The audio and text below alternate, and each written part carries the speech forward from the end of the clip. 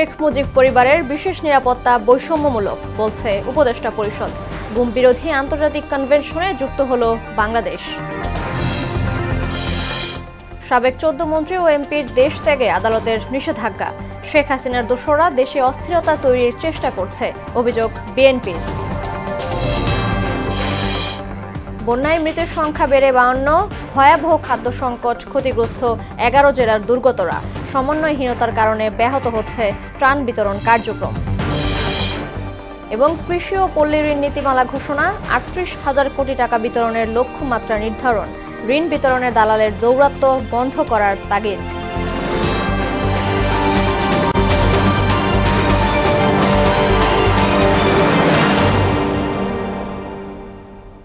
আসসালামু আলাইকুম, সবাইকে মোহনা সংবাদে স্বাগত। শুনছিলেন শিরোনাম, সঙ্গে আছি মার্জিয়া তিশা। এবার বিস্তারিত। সব নাগরিকের মানবাধিকার সুরক্ষায় গুম বিরোধী আন্তর্জাতিক সনদে যুক্ত হলো বাংলাদেশ। আনুষ্ঠানিকভাবে স্বাক্ষর করেছেন প্রধান উপদেষ্টা ডক্টর মোহাম্মদ ইউনূস। উপদেষ্টা পরিষদের সভা শেষে ব্রিফিংয়ে পরিবেশ ও পানি সম্পদ উপদেষ্টা সৈয়দা রিজওয়ানা হাসান আরও জানান, জাতির পিতার পরিবারের সদস্যদের জন্য বিশেষ নিরাপত্তার বিধান রহিত করা হয়েছে। কেবল একটি পরিবারের জন্য এমন আইন বৈষম্যমূলক। বিস্তারিত জানাচ্ছেন নাসির উদ্দিন। রাষ্ট্রীয় অতিথি ভবন যমুনায় উপদেষ্টা পরিষদের বৈঠক। প্রধান উপদেষ্টা ডক্টর মোহাম্মদ ইউনূসের সভাপতিত্বে অনুষ্ঠিত সভা চলে 2.5 ঘণ্টা ব্যাপী। পরে সংবাদ সম্মেলনে পরিবেশ ও পানি সম্পদ উপদেষ্টা রিজওয়ানা হাসান বলেন, গুমের বিরুদ্ধে আন্তর্জাতিক কনভেনশনে স্বাক্ষর করা হয়েছে। কেউ যাতে নিজের ক্ষমতাকে কুক্ষিগত করতে না পারে, সেজন্যই এই ব্যবস্থা। এই কনভেনশনটা আমরা স্বাক্ষর করেছি এবং এইটার ব্যাপারে প্রয়োজনীয় আইনি সংস্কার আমরা গ্রহণ করব। এইটা একটা খুবই বড় স্বস্তির ব্যাপার মানবাধিকার কর্মীদের জন্য। সেই প্রেক্ষিতে আমরা মনে করি যে আমরা একটা খুব শক্ত ভিত্তি, যেটা আমরা সবসময় অস্বীকার করে এসেছিলাম এ যাবৎকাল, যদিও গুম বাংলাদেশে অহরহই ঘটছিল, সেই ভিত্তিটা আমরা স্থাপন করতে পারলাম। সার্ক অনূর্ধ্ব 20 চ্যাম্পিয়ন হওয়া ফুটবল দলকে সংবর্ধনা দেওয়ার সিদ্ধান্ত এবং পাকিস্তানে টেস্ট জয়ী ক্রিকেট দলকে অভিনন্দন জানিয়েছে উপদেষ্টা পরিষদ। কালো টাকা সাদা করার রীতি বন্ধ, অর্থ পাচারের বিরুদ্ধে ব্যবস্থা, দ্রব্যমূল্য নিয়ন্ত্রণ এবং হজের খরচ কমিয়ে আনার বিষয়ে আলোচনা হয়েছে সভায়। এই হজের ক্ষেত্রে একটা সিন্ডিকেট আমরা দেখতে পাই, যেটা হজের প্যাকেজের মূল্য অনেকটা বাড়িয়ে তোলে। তো হজের যে খরচ, সেটা যৌক্তিকভাবে যাতে কমানো যায়, সেজন্য সংশ্লিষ্ট মন্ত্রণালয় কাজ শুরু করেছে। রাজনৈতিক দলগুলোর সাথে আলাপ আলোচনার প্রক্রিয়াটা চালু রাখব। তাদের কাছ থেকে সংস্কার প্রস্তাব যা আসবে সেগুলোও গ্রহণ করব। জাতির পিতার পরিবারের সদস্যগণের নিরাপত্তা রহিতকরণ অধ্যাদেশ 2024-এর খসড়া নীতিগত ও চূড়ান্ত অনুমোদন পেয়েছে। উপদেষ্টা বলেন, বিশেষ নিরাপত্তা ব্যবস্থা বৈষম্যমূলক ছিল। আদৌ নিরাপত্তা সংস্থা মনে করে কিনা যে এরকম দরকার আছে, সেখানে উত্তরটা হচ্ছে এরকম বিশেষ নিরাপত্তার দরকার আছে বলে তারা মনে করে না, আর এটাকে বৈষম্যমূলক মনে করা হয়েছে, সেটার ভিত্তিতেই সিদ্ধান্ত গ্রহণ করা হয়েছে। বৈঠকে স্পেশাল সিকিউরিটি ফোর্স সংশোধন অধ্যাদেশ 2024-এর খসড়া চূড়ান্ত অনুমোদন দেয়া হয়। নাসির উদ্দিন, মোহনা সংবাদ, ঢাকা। জুলাই গণহত্যায় শেখ হাসিনা সহ 52 জনের বিরুদ্ধে আন্তর্জাতিক অপরাধ ট্রাইব্যুনালের তদন্ত সংস্থায় অভিযোগ দাখিল করেছেন নিহত রিহানের বাবা গোলাম রাজ্জাক। দুপুরে দায়ের করা এই অভিযোগে গণহত্যায় উস্কানি দেয়ায় 32 জন সিনিয়র সাংবাদিককেও অভিযুক্ত করা হয়। বিষয়টি নিশ্চিত করেছেন তার আইনজীবী গাজী এইচ তামিম। সাংবাদিকদের তিনি জানান, নিহত নাসির হাসান রিহানের বাবা গোলাম রাজা এই অভিযোগ আনেন। গত 5 আগস্ট রাজধানীর শ্যামলী রিং রোডে বিজয় মিছিলে গুলিতে নিহত হন রিহান। থেকে ফিরে প্রধানমন্ত্রী যখন সাংবাদিক সম্মেলন করলেন, সেখানে প্রধানমন্ত্রীকে কিছু প্রশ্ন করা হয়েছিল। ওখানে বেশ কয়েকজন সাংবাদিকের প্রশ্নে প্রধানমন্ত্রী উত্তেজিত হয়ে এই ছাত্র জনতাকে, আন্দোলনরত ছাত্র জনতাকে রাজাকারের বাচ্চা, রাজাকারের নাতিপুতি, এই জাতীয় কথাবার্তা বলে তাদের উপরে গণহত্যা চালানোর জন্য উনি উস্কানি দেন। সে কারণে সে সকল সাংবাদিক, মিডিয়াকর্মী এবং সুশীলদেরকেও এই মামলা আসামি করা হয়েছে। ছাত্র জনতার গণ অভ্যুত্থানে ক্ষমতাচ্যুত আওয়ামী লীগ সরকারের সাবেক 6 মন্ত্রী ও 8 সংসদ সদস্য সহ মোট 14 জনের দেশ ত্যাগে নিষেধাজ্ঞা দিয়েছেন আদালত। দুদকের আবেদনের প্রেক্ষিতে ঢাকার সিনিয়র স্পেশাল জাজ শামস জগলুল হোসেনের আদালত এই আদেশ দেন। দেশ ত্যাগে নিষেধাজ্ঞা দেওয়া মন্ত্রীরা হলেন জাহিদ মালেক, দীপুমণি, মহিবুল হাসান চৌধুরী, সাধন চন্দ্র মজুমদার, নুরুল মজিদ মাহমুদ হুমায়ুন, কামাল আহমেদ মজুমদার, শাহজাহান খান এবং কামরুল ইসলাম। নিষেধাজ্ঞা দেওয়া সাবেক সংসদ সদস্যরা হলেন সলিমউদ্দিন, তরফদার সলিম, মামুনুর রশিদ কিরণ, কুচেন্দ্র লাল ত্রিপুরা, কাজিমউদ্দিন, নুরি আলম চৌধুরী এবং জিয়াউর রহমান।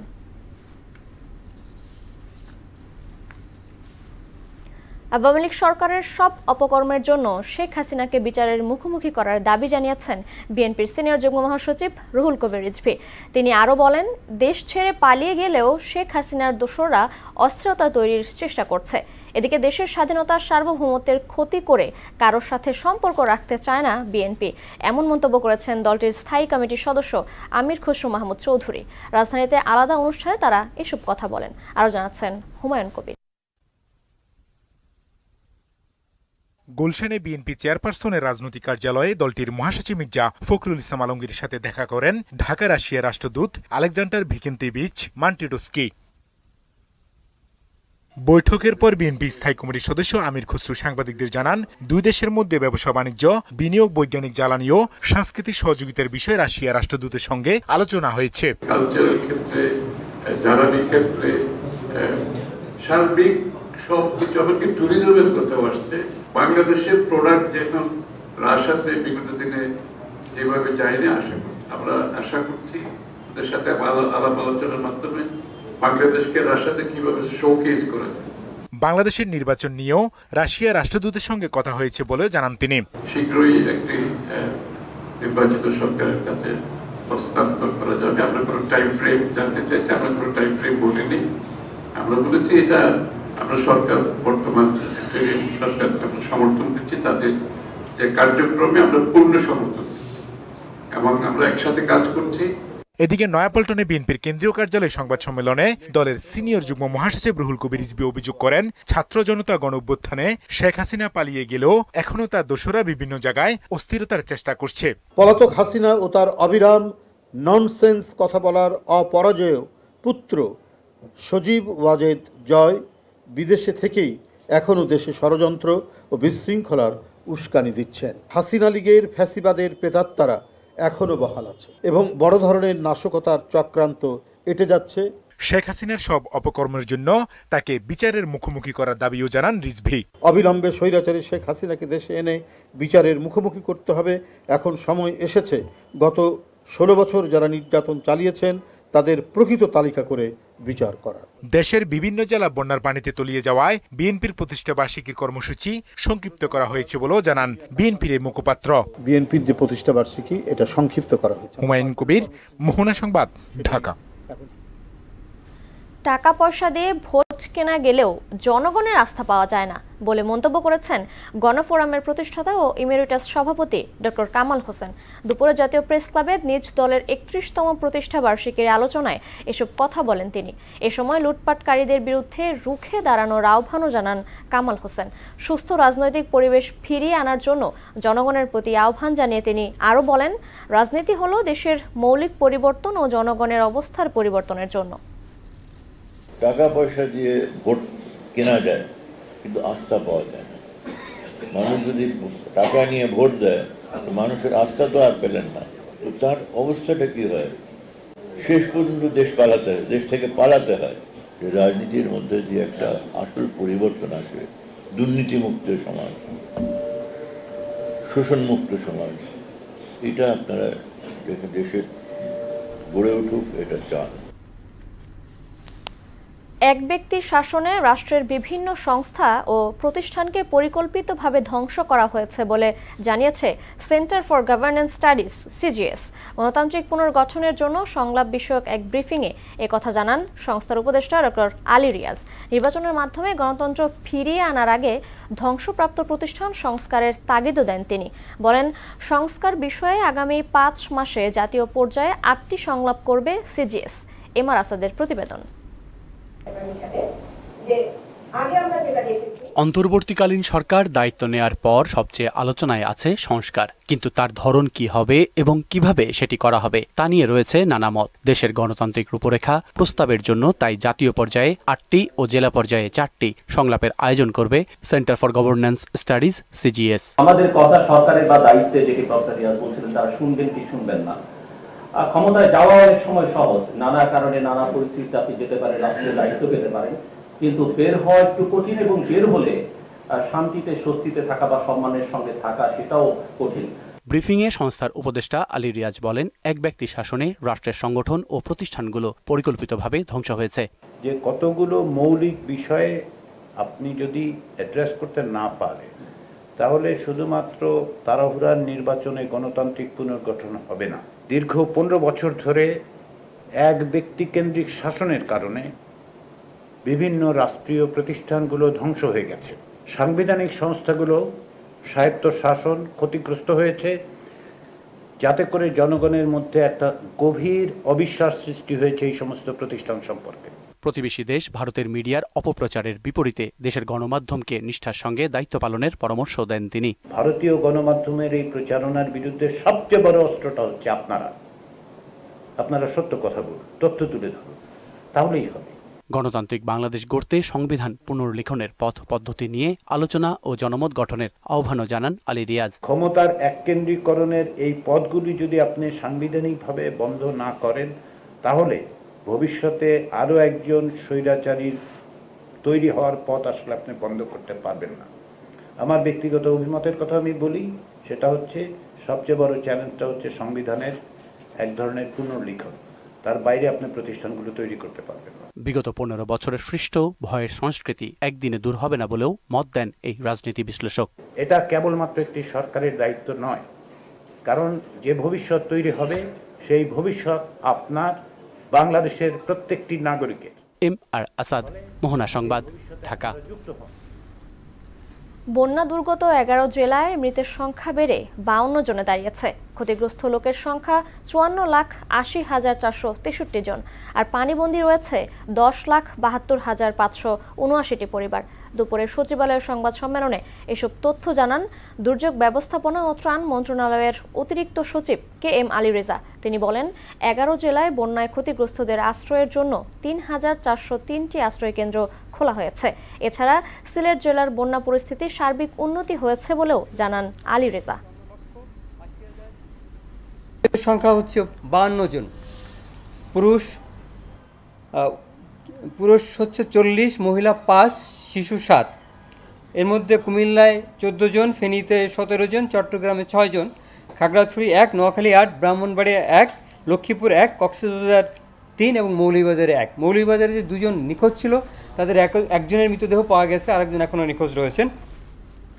এদিকে ভয়াবহ খাদ্য সংকটে পড়তে যাচ্ছে বন্যায় ক্ষতিগ্রস্ত 11 জেলা। ফসলের পাশাপাশি ঘরে মজুদ ধান চালও নষ্ট হয়ে গেছে। স্মরণকালের ভয়াবহ বন্যায় ফেনীর কৃষি খাতে ক্ষতি হয়েছে প্রায় 450 কোটি টাকা। এদিকে ক্ষতিগ্রস্ত বাঁধ মেরামত না করায় কুমিল্লার বেশ কিছু এলাকা নতুন করে প্লাবিত হচ্ছে।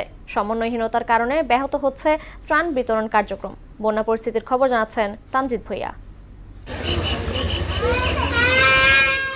প্রলয়ঙ্করী বন্যার ছোবল এতটাই মারাত্মক যে নতুন করে আবাদ করার মতো কোনো পরিস্থিতি নেই গৃহস্থের। কৃষি সম্প্রসারণ অধিদপ্তর বলছে, বন্যায় ফেনীর 30,350 হেক্টর ফসলি জমি ক্ষতিগ্রস্ত হয়েছে, যা মোট জমির প্রায় 80%। ক্ষতিগ্রস্ত জমির মধ্যে রয়েছে বীজতলা, আউশ ও আমন ধান, আদা, হলুদ, আখেত এবং শরৎকালীন সবজি।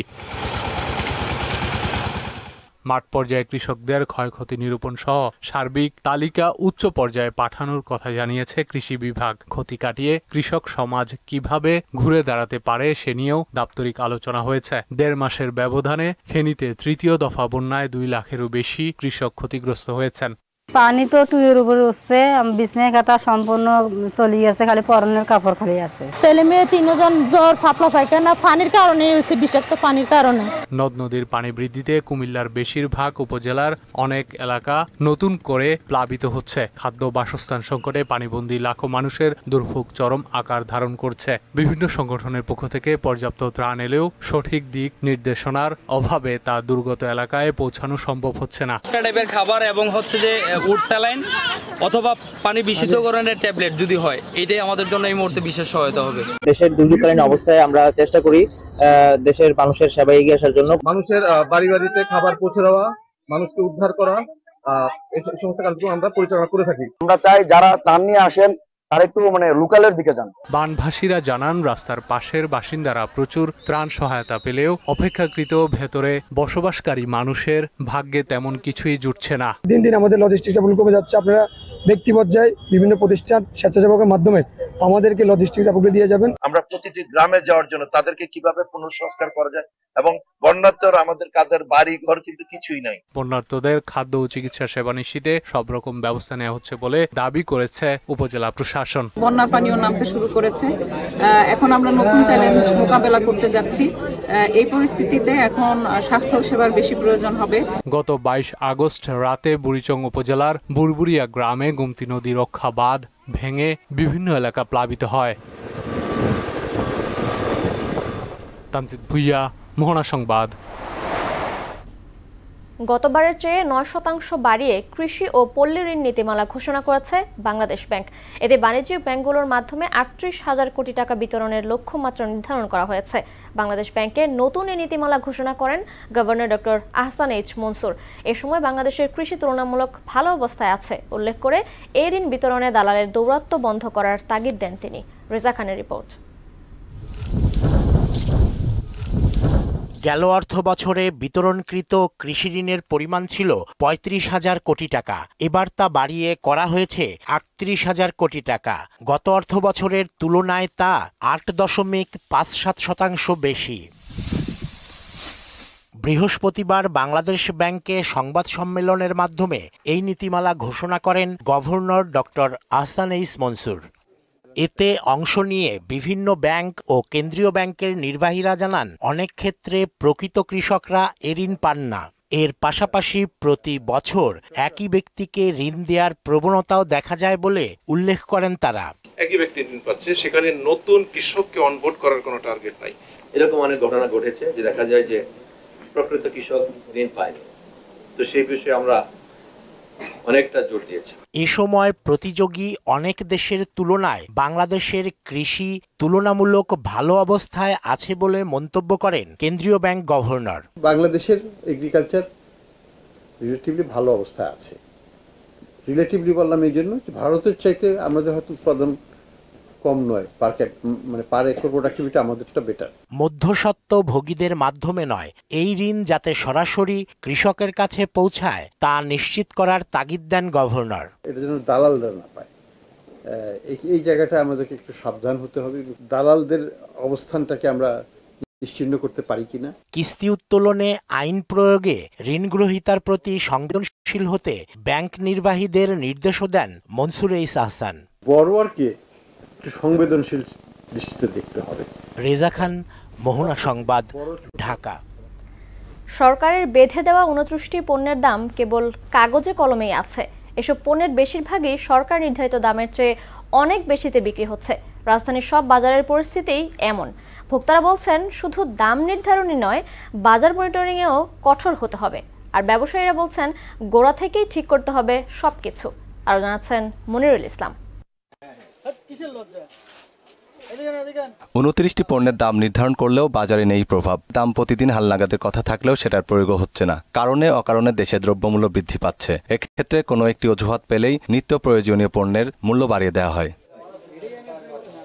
বাজারে মরিচ, পেঁয়াজ আর আলুর দাম আকাশ ছোঁয়া। এমন অবস্থায় বিপাকে পড়েছে মানুষ। এদিকে ধানের দাম মনে 150 টাকা কমলেও চালের দাম কমার লক্ষণই নেই।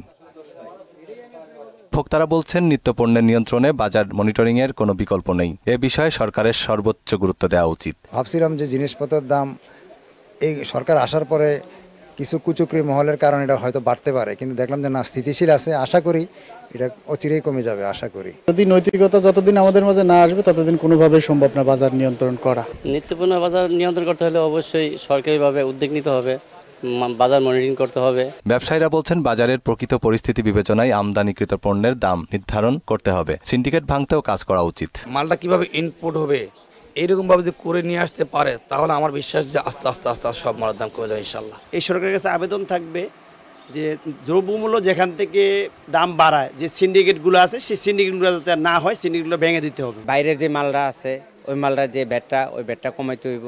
ভ্যাট কমাইলেই তো দাম কমে যাবে, সাধারণ মানুষের হাতের নাগালে চলে আসবো। পাইকার ব্যবসায়ী, এনবিআর অন্যান্য স্টেক হোল্ডারদের সঙ্গে বসে বাজার মনিটরিং সহ সংকট নিরসনের দাবি জানান তারা। মনিরুল ইসলাম, মোহনা সংবাদ, ঢাকা। শেষ করব মোহনা সংবাদ, যাবার আগে শিরোনামগুলো আরও একবার।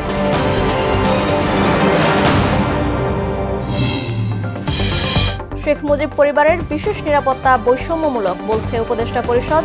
গুম বিরোধী আন্তর্জাতিক কনভেনশনে যুক্ত হল বাংলাদেশ। সাবেক 14 মন্ত্রী ও এমপির দেশ ত্যাগে আদালতের নিষেধাজ্ঞা। শেখ হাসিনার দোসররা দেশে অস্থিরতা তৈরির চেষ্টা করছে, অভিযোগ বিএনপির। বন্যায় মৃতের সংখ্যা বেড়ে 52, ভয়াবহ খাদ্য সংকট, ক্ষতিগ্রস্ত 11 জেলার দুর্গতরা। সমন্বয়হীনতার কারণে ব্যাহত হচ্ছে ত্রাণ বিতরণ কার্যক্রম। এবং কৃষি ও পল্লীর ঋণ নীতিমালা ঘোষণা, 38,000 কোটি টাকা বিতরণের লক্ষ্যমাত্রা নির্ধারণ। ঋণ বিতরণে দালালের দৌরাত্ম্য বন্ধ করার তাগিদ।